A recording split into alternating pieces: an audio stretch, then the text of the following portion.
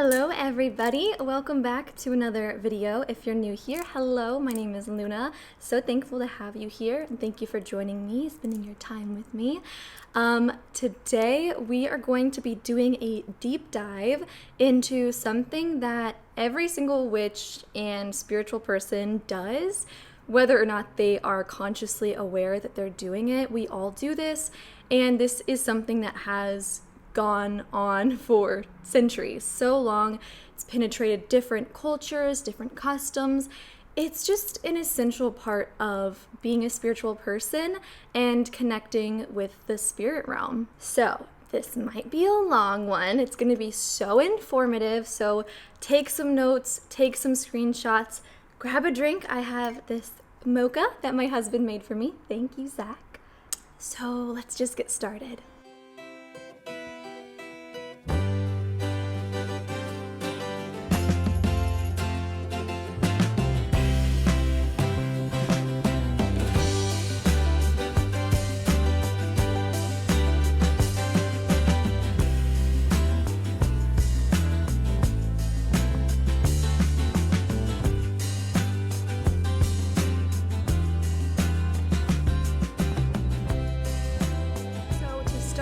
Basics. This is the first page in the notebook.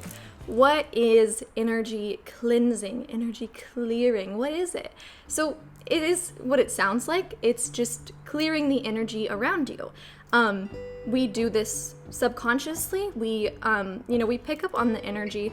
This is kind of why whenever there's been a fight in the house or something, we might want to just clean a little bit, right? We might feel the need to light a candle, okay, or pick up or whatever. And so that's literally energy cleansing. Whether or not we are aware of it, we do it all the time. So there's a number of ways you can do it, which we're going to dive in here, and there's infinitely more, and I'm speaking on my account, what I've researched from my cultures.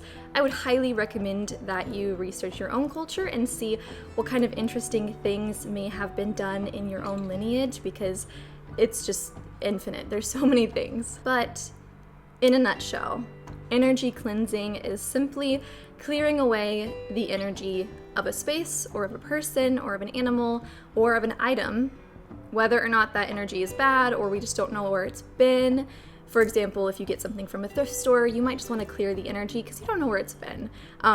And this allows us to set up a new, fresh start, and then we can charge that item or that room or that person with whatever energy we'd like to invoke it with. And this is something we do, I've kind of mentioned already, this is just something you want to do because energy builds up. Energy, even if it's not negative, it can become stagnant, so it's just really beneficial to kind of make it a routine and a habit. Just make sure that you're constantly cleansing the energy of a room, of yourself, of whatever.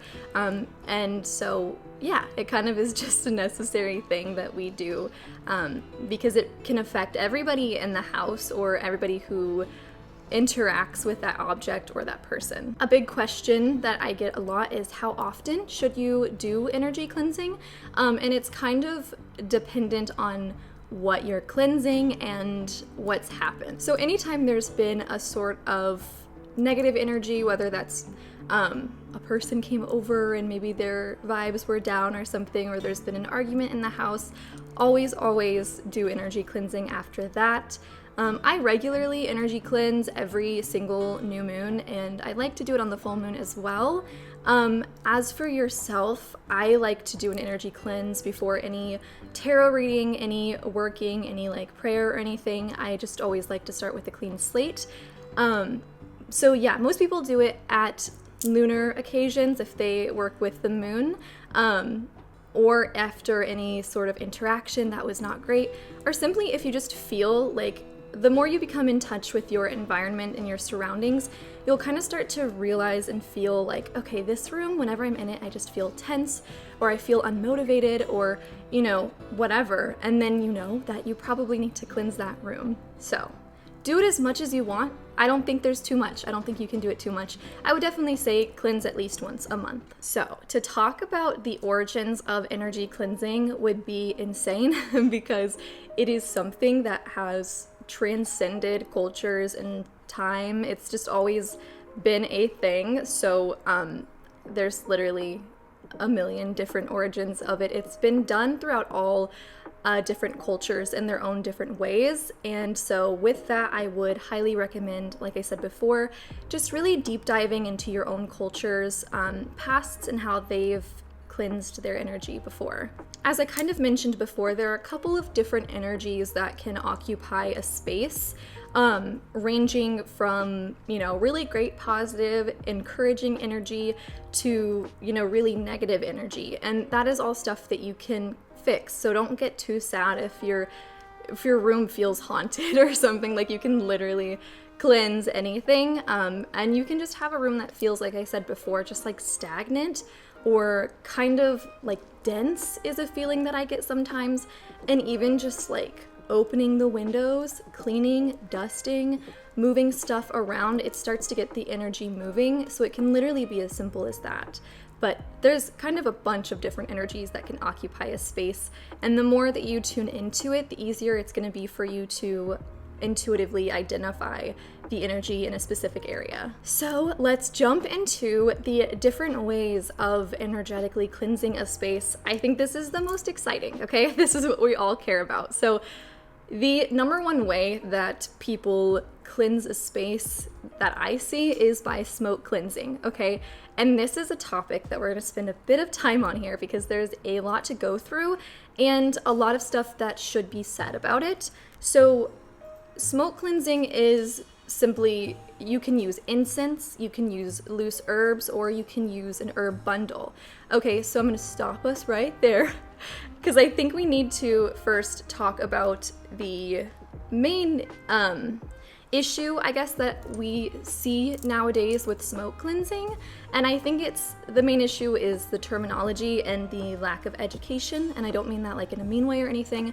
I just think that marginalized voices don't often get heard. So I think that we should just start talking about this.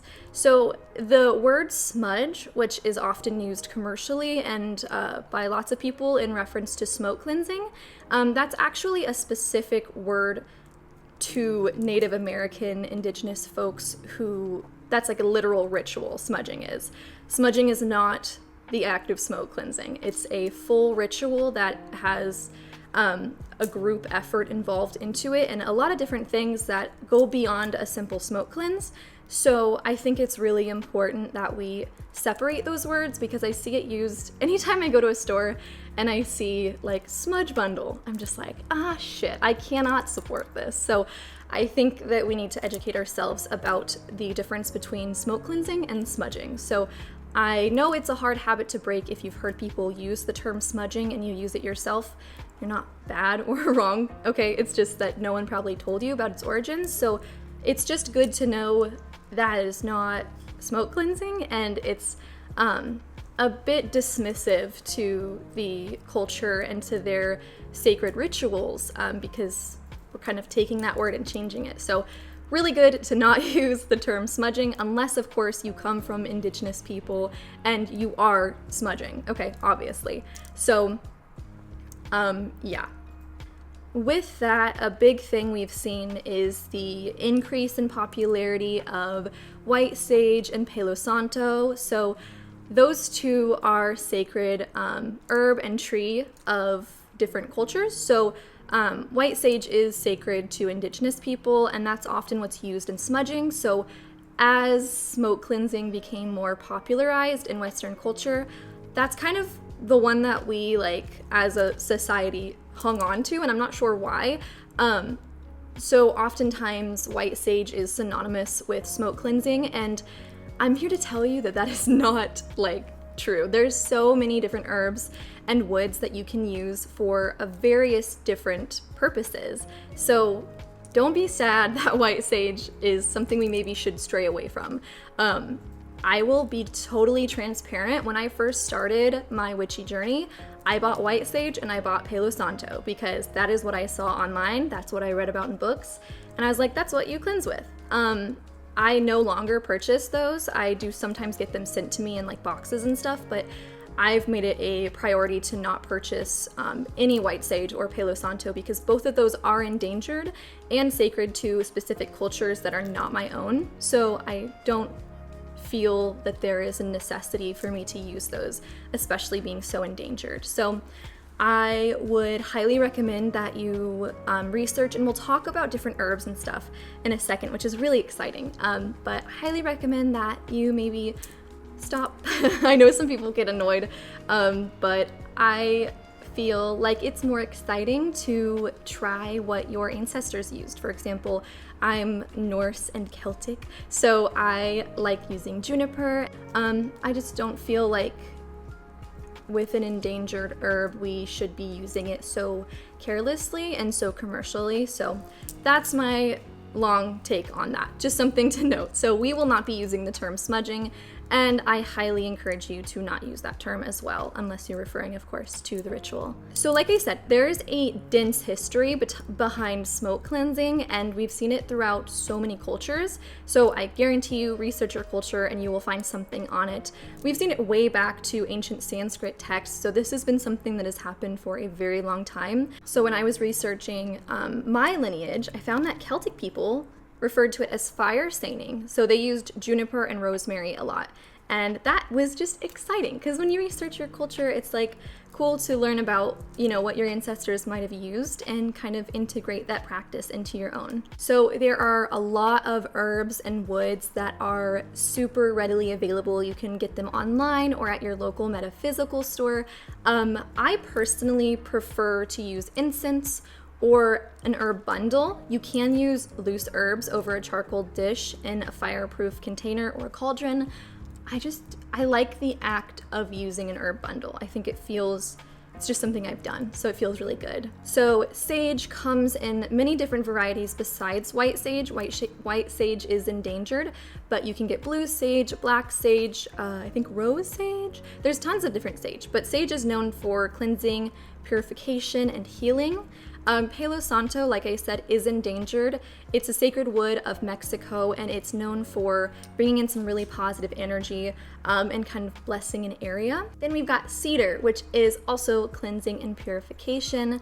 We have rosemary, which brings in healing, love, blessings, and new beginnings. So this is a fun one.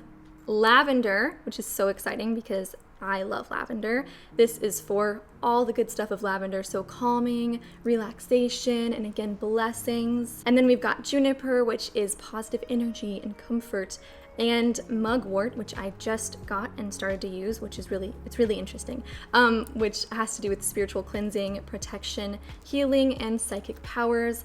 And these are just some quick little descriptive words for them. There's so much history you can research into whichever herb you decide to use, but I just think it's fun how many different uses there are. Something that I do and that I think a lot of people do is when you're looking at the uses for the herbs, sometimes it's nice to have two different smoke bundles or herbs, because lots of the cleansing and the purification herbs can do an amazing job of removing the energy of a room, but oftentimes it just brings all the energy out and leaves kind of a blank slate, and sometimes you need to bring in some positive energy. So doing a little mixeroo where maybe you would do some cedar for purification and then some lavender or rosemary or juniper to bring in some specific energy that you're looking for. That's just something I like to do, because sometimes when you cleanse an area, it's just kind of like, okay, this is weird, and it just needs a little extra something. So my go-to smoke cleansing ritual, I either start at the east or the north area of the house, and I have my abalone shell and a feather that I just find feathers and collect them, so that's what I have. I burn my smoke bundle, and I make sure to have all the windows open. If I can open all the closet doors, cabinet doors, things like that, because energy can get stagnant in those areas. I like to personally put on some music, and when I first started doing this in my head, I was like, I need some very sacred music happening. But as I started to do it more and more, I realized, okay, well, I just want to have music that's invoking the energy that I want. So I turn on my beach vibes playlist, which is lots of fun, like modern reggae music, just very beachy and happy and uplifting. So setting the mood, setting the aura of the room is really important. And then I will just start. If I'm trying to remove energy, I'll go in a counterclockwise motion, whereas if I'm trying to invoke or bless a room with a specific energy, I will go clockwise. And basically what I do is I'll take my first herb bundle and remove any negative energy, go around the house, make sure to get it up into like all the corners, all of the like cabinets and everything. And you can say a little blessing or a prayer, or simply just like, hey, any negative energy, please get the fuck out. Like, we don't want you here. I like to be very casual and I just kind of talk to the energy and just know that you can direct it. You can just be like, you need to leave. If you're not here for the good, just go. We're not here for that. And then once I finish that, I obviously put out that herb, and then I light the purification or the blessing or the positivity one, and I bring that around clockwise. And again, for this, I just say something like, please bless this house with positive energy, bring good to all who are here, something like that. There are a number of spells and rituals that you can do that are there for purification or cleansing. Lots of lemon is really useful in cleansing rituals. So there's a ton out there. There's so many. If that is more your style, then definitely feel free to go with that. I prefer the ritual of the smoke cleansing because it feels very interactive and hands-on for me, but there are tons of spells for cleansing. A common thing people do is a simmer pot, and this is just where you will boil some water on the stove and add certain ingredients like herbs and fruits and whatnot to create a sort of scent and kind of do an aromatic cleansing of the house. And you can just leave the simmer pot on for the whole day. I've never done a simmer pot, so I don't know what that's like, but I think if you're a kitchen witch, this might be a really nice way to cleanse. And also this just kind of reminds me of like when you clean a kitchen and then you light a candle, but in a very much more extreme way, and I love it. Some people choose to energy cleanse with moon water or sacred water, Florida water, anything like that, just going around the perimeter of their home or their room or themselves. Water is very purifying. This is why ritual baths are such a huge thing. And if you're just doing an energy cleansing on yourself, a ritual bath is a great idea because it's nice and luxurious and really fun. So you can use your moon water, your Florida water, or even just a bath for that sort of purpose. Lots of people too, if you have a crystal that's water safe or an item that's water safe, tend to cleanse it in water because it's just very like intuitive for us. I think we like wash our dishes, we wash our clothes, and you can even take it a step further. And when you're doing those mundane tasks like dishes or clothes, like make it a bit more of a magical thing and bless those clothes or the dishes, and really use your visualization to make the water even more cleansing on an energetic level. Speaking of visualizations is another huge way of energy cleansing. This is really great because you don't need anything. This is really great because you can just access it through your meditation.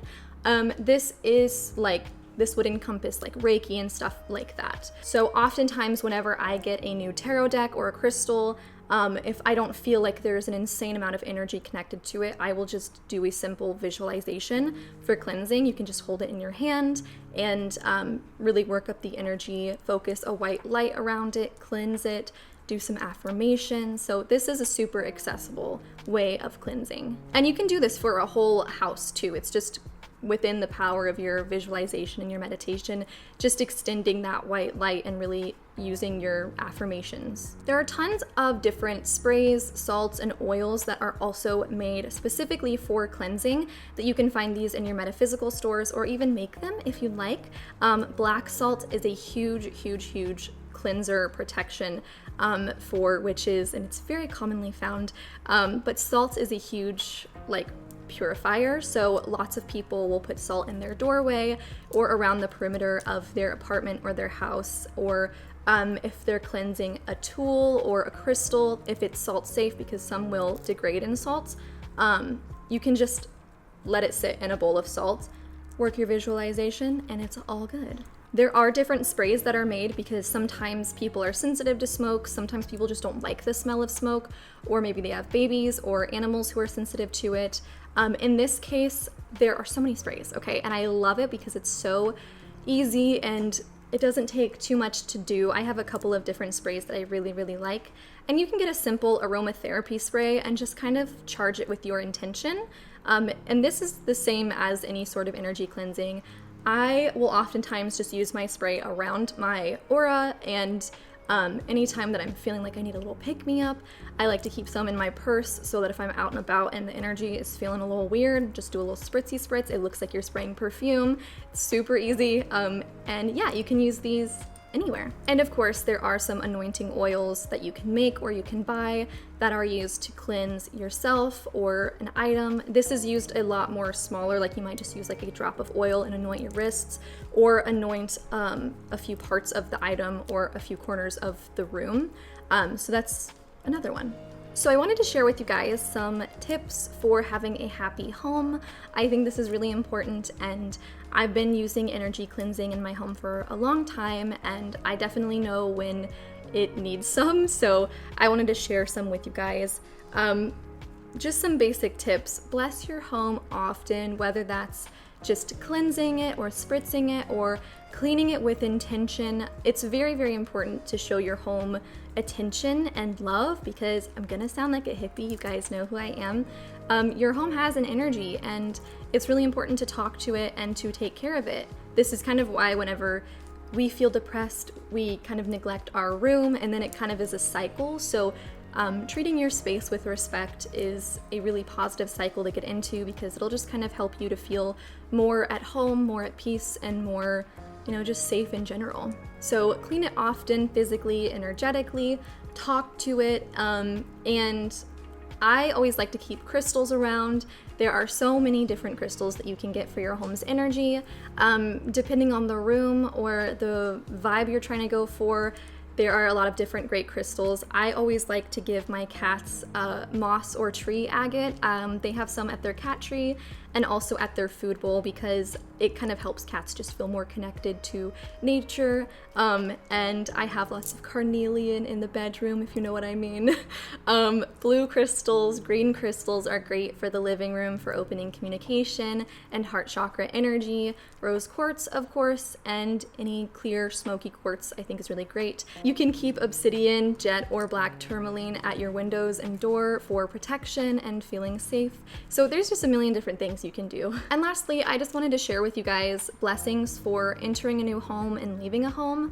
This is something that I have been doing. I've moved around a lot over the past couple of years, and so I've become pretty good at this. But anytime I leave a home, I always feel a little bit sad, you know, leaving the energy. And so I've started a little ritual that me and my husband do anytime we've left an area. And this is just to kind of thank the home's energy and reflect on all the good times we've had and what we loved about it. So we do this after we've cleaned everything out, all of our stuff's out, and it's an empty apartment or house. And then we just sit on the floor and we kind of sit with the energy for a little bit. We often will just share stories of what our favorite moments were, or what was something really fun, or our favorite part or room of the house. And then just thank the energy of the home for having us there safely and protecting us and giving us all the memories that it did. So that's just my little sappy farewell to homes. I really enjoy doing it. It feels like a good closure, and it just feels very respectful to the home's energy. And when I enter a new home, I always like to talk to it and just go into each room and just kind of hang out with it, I guess, and feel a vibe for the energy and kind of pick up on like where it's been, think about all the different people who have lived here, especially if you're in a rental, and then just like respectfully, you know, bring your stuff into it and get your energies acquainted. Whenever I enter a home, I always like to do a smoke cleanse or a big, pretty elaborate cleansing ritual, just to kind of, if there's any lingering things from the past residents, get that all out, and also merge the energies, and then just kind of bring in some positivity and happiness to it. So that is what I have for you today. I hope you enjoyed. I hope this was informative and helped you and inspired you to work on some energy cleansing a bit more. I highly recommend it. I cleanse my home, like I said, smoke cleanse at least once a month. I always am lighting incense, especially if it's something that just feels like a little bit weird, like it's not a bad thing, but maybe the energy is just like a little bit stagnant or just needs a little oomph. I'll just light some incense for whatever vibe I'm trying to go for. Incense is great when you're trying to program a specific energy. So, you know, if you're wanting to bring in some like sexiness, bringing in some rose or vanilla or jasmine, those are my favorites. Nag Champa is my like all-time overall favorite incense because it's just the exact energy that I want my home to feel like all the time. It's just very calming and earthy and comforting, so that's my quick tip. And I always like to just cleanse my aura whenever I can, because especially if you're an empath or someone who's very psychically aware, you pick up on so much. You pick up on everything, and unconsciously you might take that with you, and that's just too much. That's too much to deal with. So always cleanse your aura whenever you can. Anyway, that's all from me. I hope you guys enjoyed. I hope you learned something new. Let me know what you thought of this. If you want more videos like this, please make sure to like, comment, subscribe, share with your witchy friends, and all that good stuff. And yeah, I will see you all next time. Bye!